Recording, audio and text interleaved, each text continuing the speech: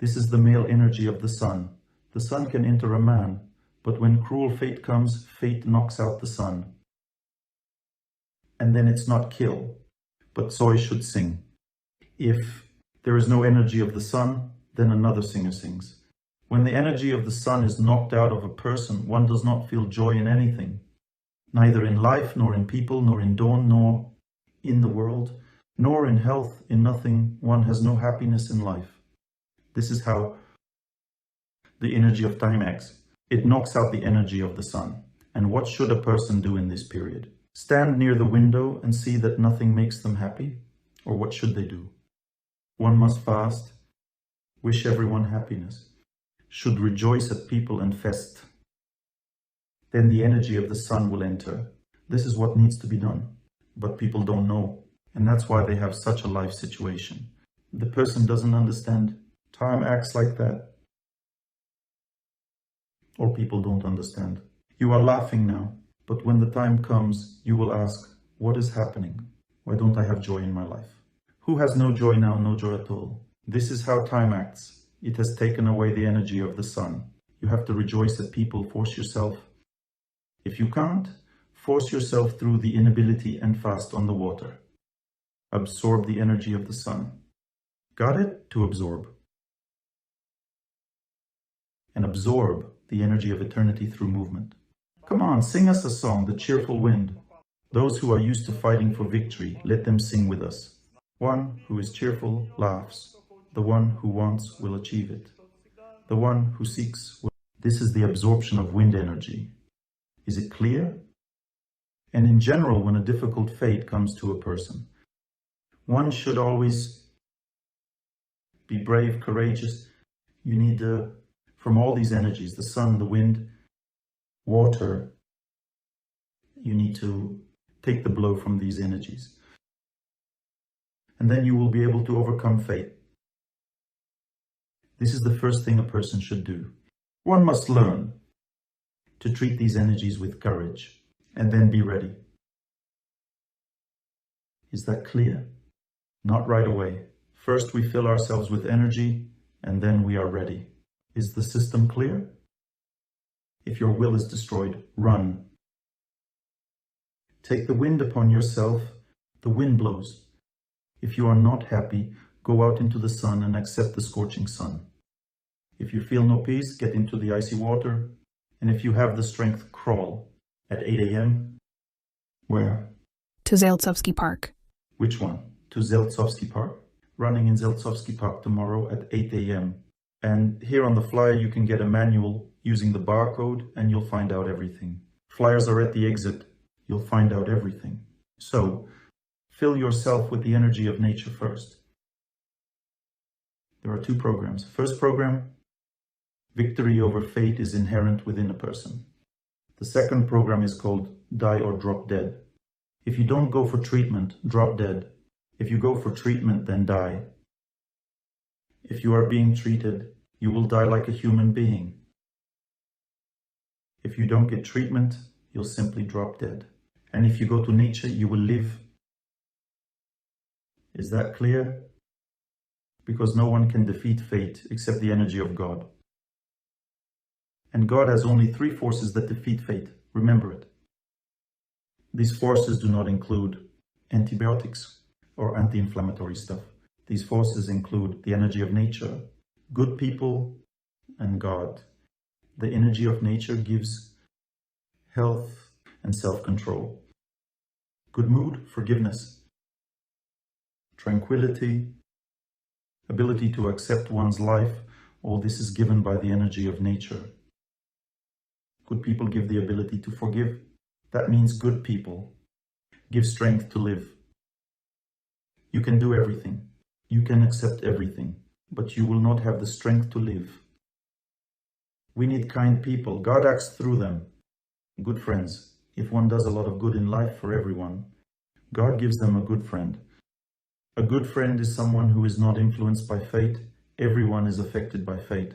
All the people around you will feel bad, and they will all leave you when cruel fate comes. But good friends will remain, because your cruel fate does not affect them. God does not allow them to be influenced by your cruel fate. You come to them, they loved you and still love you. And they make your life easier. You talk to them, and the heaviness in your heart is relieved. You feel at ease. You can move on with your life. Therefore, you should always go to good friends. Good friends may be older. These are mentors. There may be equal good friends or younger ones who can calm you down. It is God who gives such people, and He acts through them. God does not act through all people, but only through those whom He gives you. How to determine that a person is from God? Yeah, you need to know two things which determine that it is from God. A friend won't leave you in trouble, won't ask too much. This is what a true loyal friend means. Got it? Such a person does not leave you in trouble and never asks for too much. If one leaves you in trouble and asks for too much, it means it's not from God. Do you need to know who your true friend is? We must. If you don't know, then you're going in the wrong direction. So, what does tough fate teach a person? Self-sufficiency. It teaches that you need to go to nature. Instead of sitting at home, tough fate has come. Go to nature. Don't sit at home. Tough fate has come. Go to your friends. Not to your husband or wife. Neither to the children nor to the parents. Tough fate influences through what? Through your desire for happiness. What do you want happiness from? Do you want happiness from your good friends? No. No. We don't want anything from good friends. We don't notice them. They seem to be in the shadows. They are invisible. They are a test for us, for our sincerity. Because good friends are unnoticed, they are just nearby. But when cruel fate comes, everyone falls off, and these people remain nearby as they always were. And you discover them again for yourself and think, wow, what a person they turned out to be. And if you are strongly drawn to people, you adore them, it means that fate will act through them, and there is no need to run to them when tough fate comes. Is that clear? A mentor is such a person. Sometimes you're drawn to them with kind feelings, not with the desire to fulfill your dreams, but simply out of love, out of kindness, out of gratitude. Gratitude is a spiritual feeling to any person. It also may be out of knowledge, purity, gratitude. You may be drawn, but the sensations are different, pure and calm sensations, not out of thirst, I want to be with you. This fate is already at work. When you can come to a person, you may not come, you have a choice. This means it's from God.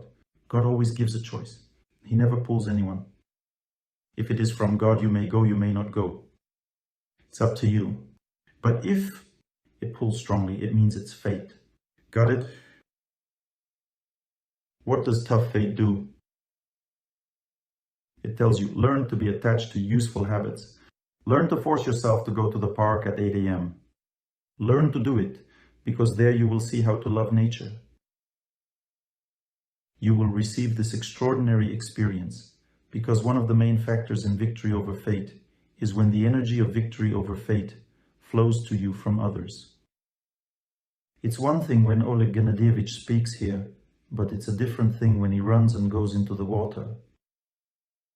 He does it not to show off, look how cool he is, but just because he needs to live, because he has already flown 20,000 kilometers. While he is on his trip, he needs to survive somehow. Here he will be running. It starts hard and ends easy. And then he will stand in the icy water with you. You'll look at it and you'll want the same. Desire is the basis to overcome fate. It is transmitted, it flows over. So who will go? Raise your hand. Oh, already more than a dozen. It turns out not all of them work. Cool, I like this approach. Do you understand why you need to go? To adopt this energy, the desire. When we went to the Angara River, we didn't run, people just went to a bathhouse. I say, please, not all of you will get into the water, but please, all of you, take your swimwear. What if you want to wear your feet? And when I went to the water and stood there, some people followed me. And some people were just standing there. I looked and said, into the water. And they all went into the water. One woman told me, I didn't want to go into the water. I looked at you, you looked at me, and I went. Then I thought my heart would jump out of my chest. It didn't jump out. And then when everyone came out of the water, they said, we didn't expect it to be so easy. The most difficult thing is the first 2 minutes, and then everything calms down, the body relaxes, and everything is normal. Then everyone also spent 50 minutes in the bathhouse. Then again into the water, and then everybody soared after that. And then they organized a chat together to the bathhouse. I tell them, after this event, you will only have one problem. They say, which one? You won't be able to live without this later. Because when the people catch something good, they don't want to continue without this. They just want to live with it. This is how useful experience works. It enters a person's consciousness, and one feels good after that. So tough fate teaches us something. It says, if you interfere with your husband, you will destroy the family. Tough fate is not tricks or flowers. It acts neutrally. It acts neutrally. There is such a wick, it's a title, about 3 drunkards. There was a tough fate there. One drunkard brought with him booze. A booze, I don't know which is correct. He brought it and says, I don't know, this is not a tested liquid. Well, they say everything will be fine. It's a period of tough fate. You shouldn't drink and everything will be fine.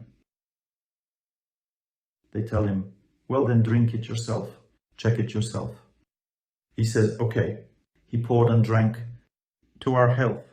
He drank and died. They touched him. There was no pulse. They both were sitting and thinking, is this poison? They were thinking again and again. One says, well, I can generally withstand a lot of things. Let's test it on me. He says, come on. The other one poured it for him and said, to our health. He fell, no pulse, he was dead.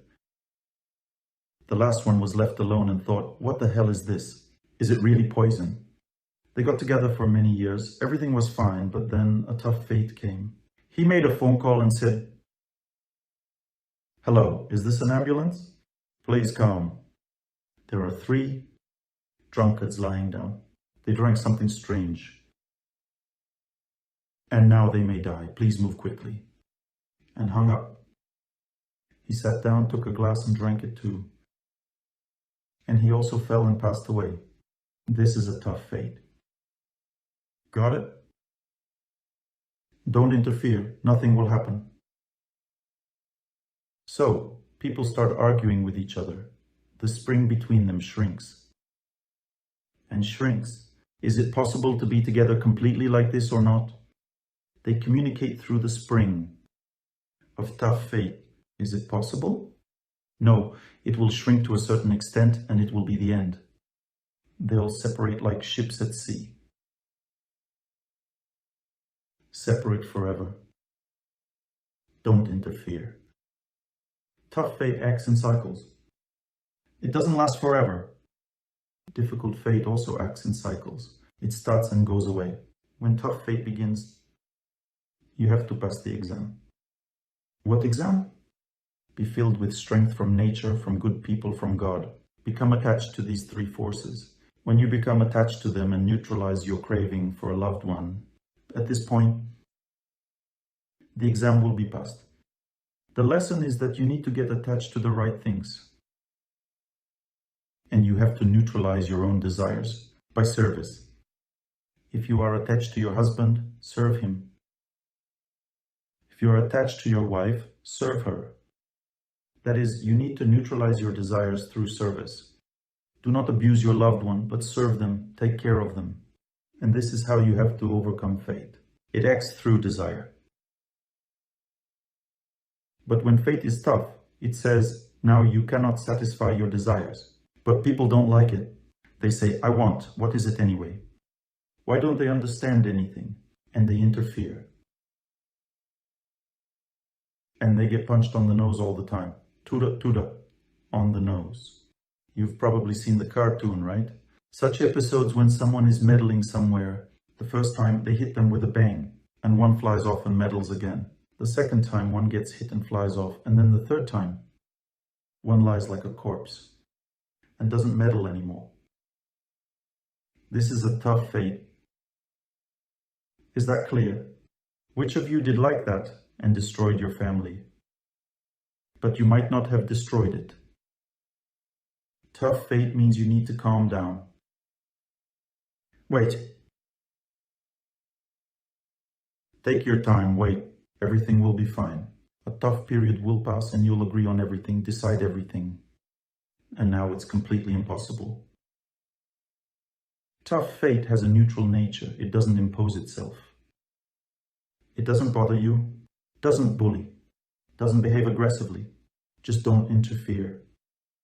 Well, if a person is aggressive, attacks you, this is no longer a tough fate. This is a cruel fate. And tough fate is when no one touches you. Don't meddle. I have one friend who distributed spiritual literature. There were people standing in a circle drinking.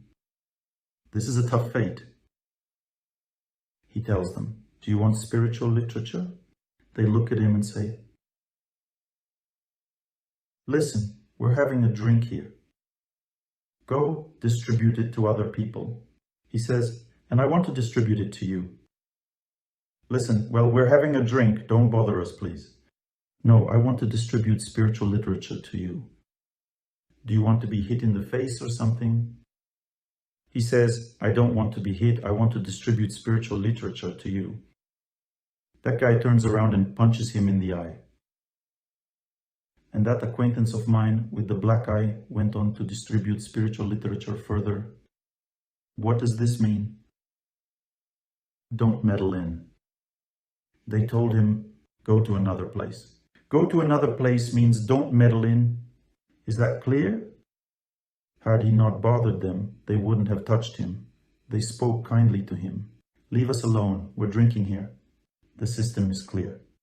But he was happy. Because he served God. He joyfully accepted his fate. He wanted to go again, already with a black eye, but changed his mind. He already understood this pattern, that there would be a second black eye, then a third. Got it? No matter how much we want, even if it's for the good. Tough fate means don't interfere.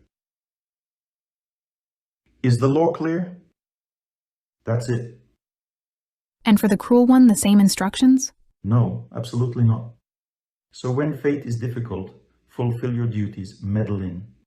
Let's say you see people standing in a circle and drinking. You say, I want to distribute spiritual literature to you. They say, what kind of literature? We're drinking here. We don't want your literature. But they don't threaten, they just don't want to. This is a difficult fate. He says, no, you have to listen to me. Leave us alone, we're drinking here. Well, let me tell you how important this is. Well, come on. They listened and bought spiritual literature. This is a difficult fate. You tried and got the result. Tough fate is when you don't touch anyone and they don't touch you. If you touch them, they will kill you. And if fate is cruel, one goes to distribute spiritual literature, does not bother anyone, does not interfere anywhere. People approach the person, take bags with spiritual literature and say, get out, and take them away from the person. One shouts the name of God. This was a real story. Shouts the name of God, shouts the name of God. A policeman comes and beats these people. He takes the bags, gives them to him, says, go, everything is fine. That is, when cruel fate comes, how is it defeated? By prayer. He did everything right. In the second case, the person did everything correctly. Okay? Can one always have a good fate? Which? Always good. Always good, you can. Thank you. It was a joke. It won't happen that way. This only happens in heaven. But this is not paradise. You got in the wrong place. I remembered a childhood joke in connection with this. Hello? Is this a bakery? No. Is this a cakery?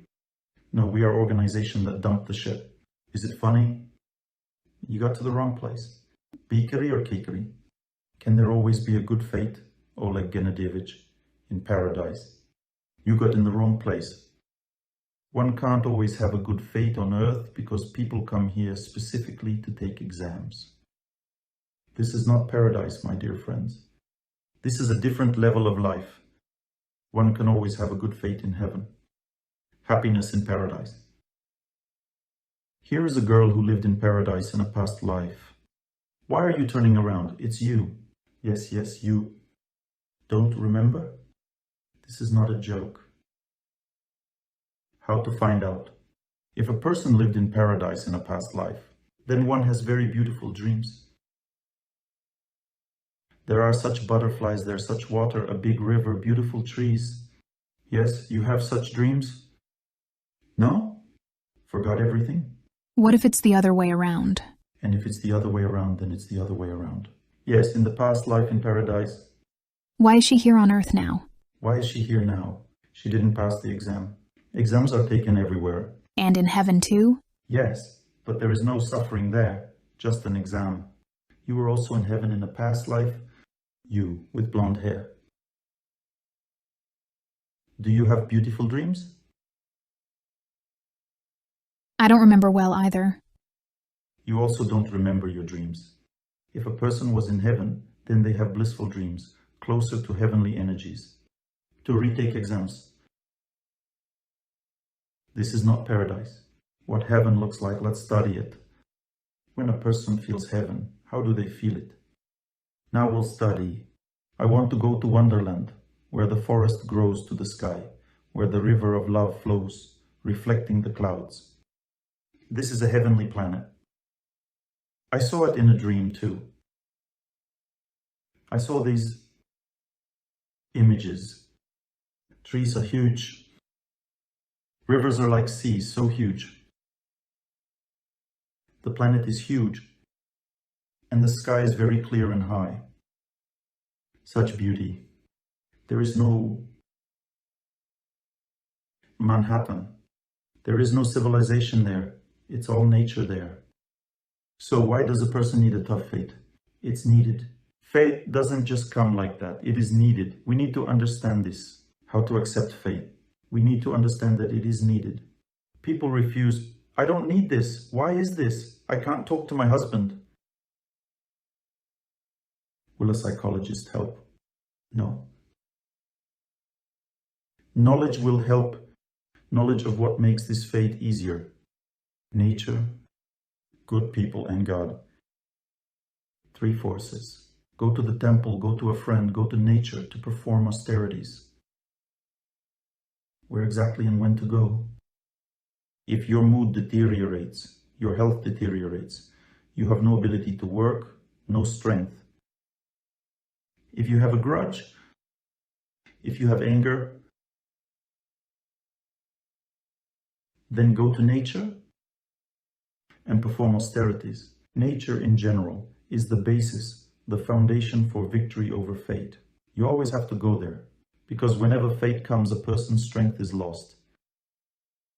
And nature gives strength.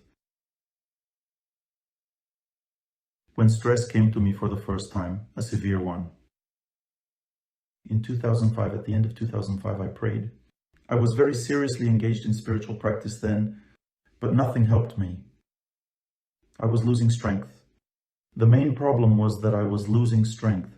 I didn't have any mental difficulties. I didn't have the strength. I couldn't sleep normally. I couldn't eat. I was losing strength. Intuitively, when things got really bad, I went into the forest and I began to walk through the forest. I noticed I was feeling better. Then I began to study what natural energy is. From that moment on, I began to think seriously about this, how it works. It turns out that not only prayer helps a person overcome fate, there are also forces that help in other cases. Often people who engage in spiritual practice die of cancer. They die from severe infections. Why? Because they do not understand the importance of the energy of nature in human life. Because we live in a body, in a material body. The body has two types of nutrition. There is food, yum yum. And there is nutrition from nature. We know everything about yum yum, but we don't know anything about nutrition from nature. We don't know that with our civilization we have cut off the nutrition from nature. That's why people suffer from asthenia. They can't live together. The main reason for the destruction of families, which is now a colossal problem in society, is that people do not have enough strength to be together. For example, if there is no water energy, people become irritable and nervous. Women cannot stand anyone next to them. Men are angry. This is a lack of water energy. If people are near water, come to the sea, they calm down. They stop being angry and offended. They are filled with the energy of water. Life becomes easier. When there is not enough air energy, people become cold towards each other. They have no desire to be together. They have no faith that everything is fine with them. Coldness arises between them, totally. There is no strength to live together. When there is not enough solar energy, then people are unhappy with each other and have no mood to communicate. There is no happiness. There is no love. This is the energy of the sun. And you are so cold, like an iceberg in the ocean. And all your sorrows are beneath black water. Okay. Tough fate comes so that a person learns to live correctly. It flips a person. Our toggle switch is broken. We learn to work. We learned to perform our household chores, work TV. But we have forgotten how to go outside. We forgot how to fill up. We have learned to spend energy, and so that a person learns to fill oneself up. For this, a tough fate comes. This is a good fate. It's just teaching you. Don't meddle there. That's it. Go fill up. You no longer have any opportunity. Further, it will be worse. There will be destruction. When should you go to good people? When your social strength runs out. Your family is falling apart. Your relationships are falling apart. You don't know what to do. You need help. Work is collapsing. Relationships with children and elders are collapsing. Go to see your friends. Why? They may not be psychologists. They don't have the knowledge of what to do. Why would you go to your friends? For the same reason that an electric car is driven up to the garage. Why is it driven there? To be charged. Is that clear? We need to recharge ourselves from good friends. They give us strength. One feels calm. As the song says, the pain will go away like meltwater. If you communicate with good friends, the pain will go away from your heart. Sorrows and problems will leave you. It will become calm good. This means you are filled with God from them. God overcomes one's fate. Good friends are like a portal through which the energy of God fills you. You come to the right place, to your destination, to good friends. This is precisely the outlet in the garage from which the electric car is charged with electric current in order to function further. You need good friends to live. When you're close to them, you receive the energy of God. They fill you with the energy of God and you move on with your life. Got it? And so you can wait out while tough fate continues. Because you're drawn all the time to the one who may hurt you. But you can't go there. How to determine that you shouldn't meddle? If you try once to meddle and get punched in the nose. The second time you try and get punched in the nose. For the third time you meddle and get hit on the nose. God loves the Trinity. There is no need to do it for the fourth time. Got it? 3 times is enough to understand that a tough fate has come into your life. Got it? Twice, maybe not enough. And 3 times is enough. 3 scandals in a row.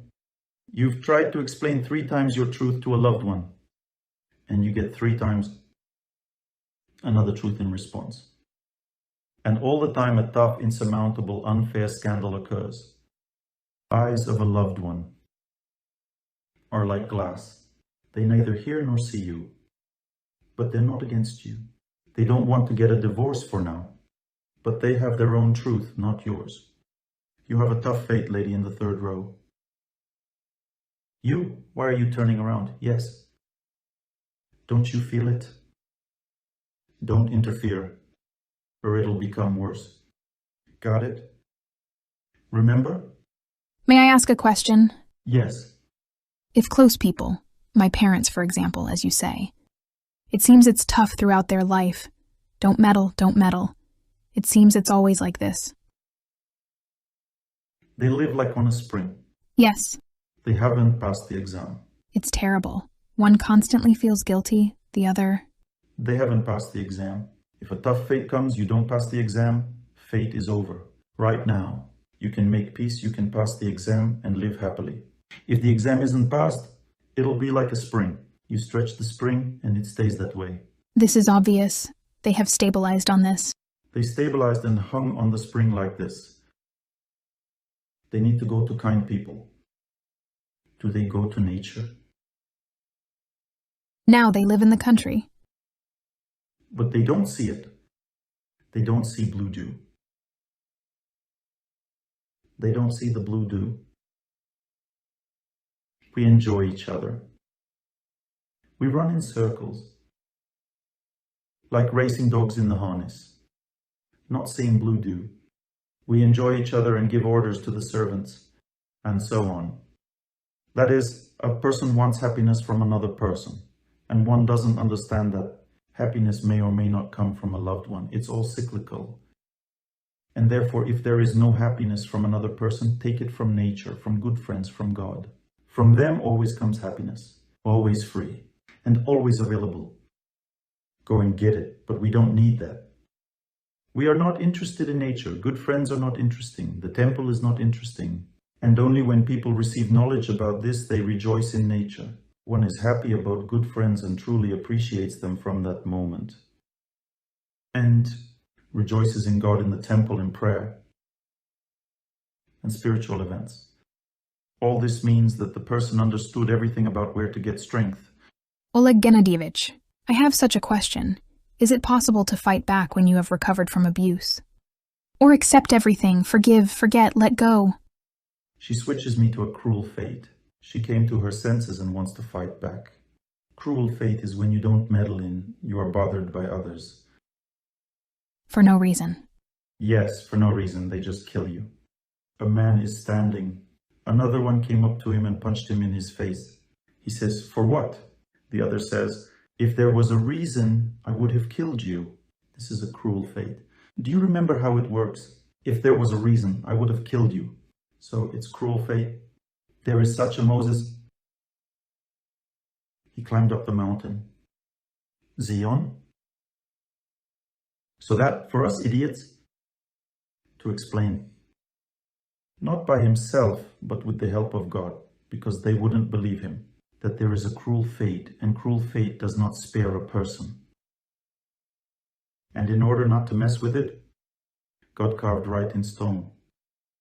He didn't go with a chisel, or a drill. He went there empty-handed. And he came with stones on which the inscription was written by someone else. Who wrote everything there? God wrote it for people. He wrote, "Do not commit adultery. Don't cheat on your wife. Don't kill. Don't steal. Don't slander a person. Don't ruin another person's reputation." And so on. What kind of actions are these? These are actions that are beyond the red line. After them, a cruel fate comes. If you don't meddle in, you won't have a cruel fate in your life. But if you do that, that's your problem. You have only one option: repent and go back. Because without repentance, you won't go back. You must come back with a different mood. You went there like a hero. Come back like a mouse. That is, come back and say, I'm a lousy jackal, I steal and steal. Is that clear? Return humbly from there. Like a skinned dog. And then God will forgive you. But if you come back like this, what did I do? No problem. You'll get the same thing. You'll also see what you did. You will see it for yourself with your own eyes. Usually cruel fate, in the worst cases, comes immediately. In the best cases, it comes in the next life. It may come in a few years. But cruel fate does three things.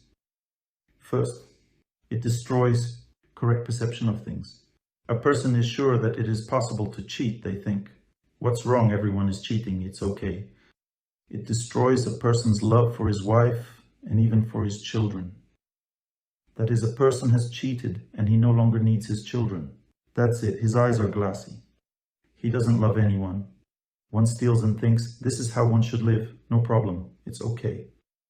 When a person crosses this red line, God turns away.